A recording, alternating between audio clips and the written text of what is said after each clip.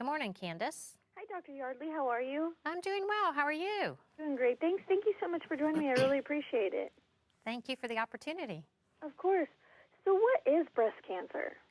So breast cancer is a growth of what started as normal breast cells from the breast tissue and had an abnormality develop where the survival of these cells continued.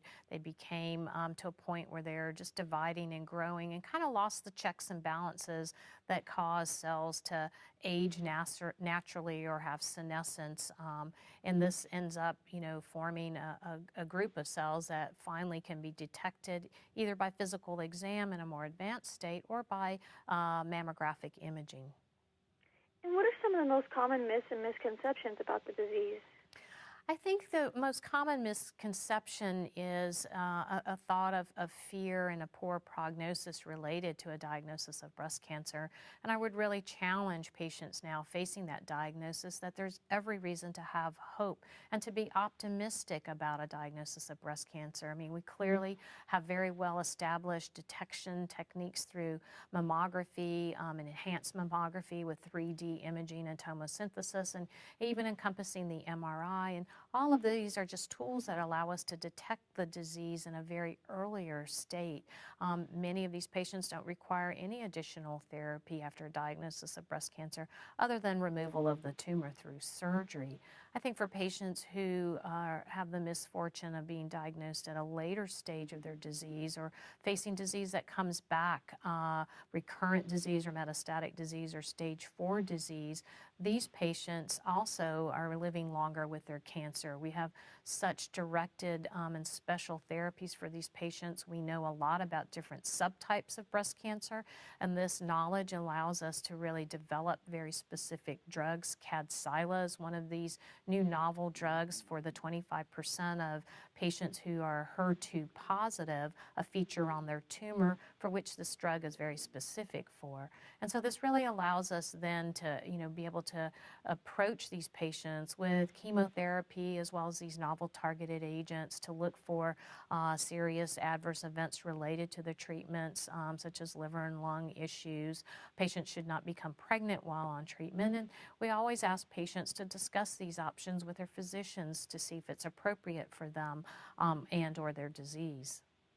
And how is early stage breast cancer typically treated versus other stages? Are they all treated the same? Well, I think early stage really refers to stages 1 through 3, where the disease is confined to the breast or the breast and lymph nodes. These stages are treated with surgery and a consideration of chemotherapy, radiation therapy, or hormonal therapy if appropriate, and these all have curative intent.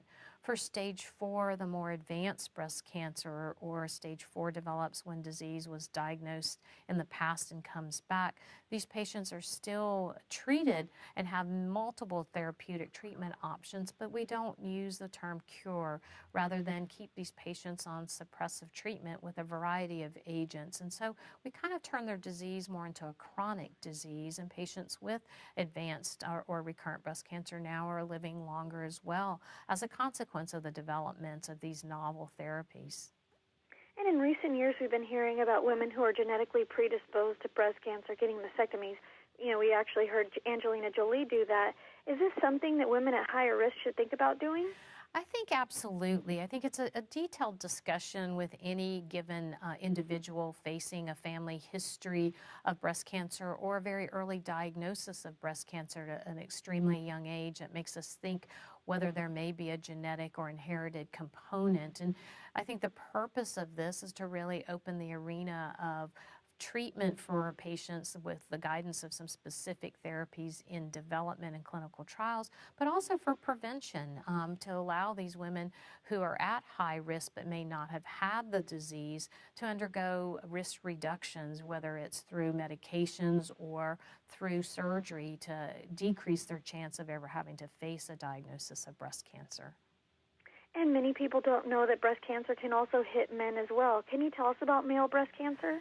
Yes, I think male breast cancer, certainly is a much less frequent entity with just several thousand cases a year. It is in the United States. It's also associated with a genetic component, particularly the BRCA2, and so that gene does confer an increase for male breast cancer. And so again, when we look at high-risk families or families that have a male member with breast cancer, we think about genetic screening for a BRCA2 mutation that may account for the development of that rare entity. I think as far as treatments, the treatments really support that what has been effective for female breast cancer has been effective for the male breast cancer. And so the treatments are largely the same and encompass the same groups of medications.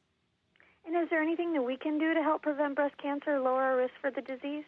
I think there's lots of strategies to try to continue to address the risk. I think some of the important ones are things that we kind of know that are inherent to good health, that is maintaining an ideal body mass index, increasing our physical activity to 2 to 3 hours of aerobic activity has been shown to and a week has been shown to decrease the risk of breast cancer. I think alcohol in moderation has also recently really been shown to benefit patients in terms of reducing that risk of breast cancer. So these are just things that individuals can do to lower their own risk. There are some medications for patients who have enough risk but haven't faced a diagnosis of breast cancer. Tamoxifen has been approved, raloxifene, and there's data in trials with the aromatase inhibitors to try to see if we can cut down a risk or prevent that risk that a patient may have from developing into a diagnosis of breast cancer. And at what age should women get their first mammogram? I think that, there are many different guidelines. I think the American Society of Clinical Oncology, the American Cancer Society, as well as several others, really have embraced that at age 40 to begin annual mammography in the absence of any other predisposing history, a strong family history, or a family member who's had a diagnosis of breast cancer at a younger age, or we may start screening earlier. I think the issues are mammography tends to be a little less sensitive in the 30-year-old group, and so we're looking to see if MRI may be a tool that can be used for screening in these younger patients. How can breast cancer patients talk to their doctors about various treatment options and to get emotional support?